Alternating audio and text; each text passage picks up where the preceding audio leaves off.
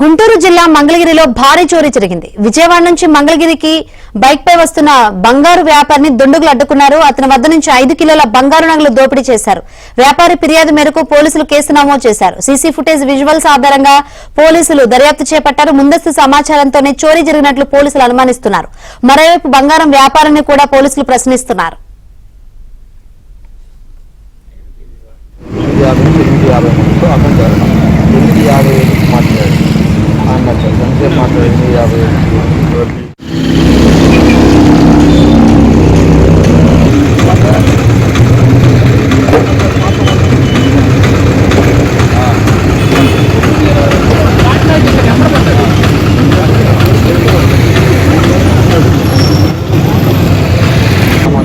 కిలోల బంగారు నగలు దోపిడీ చేశారు.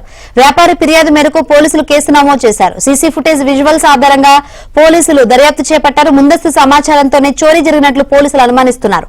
మరోవైపు బంగారం వ్యాపారాన్ని కూడా పోలీసులు ప్రశ్నిస్తున్నారు.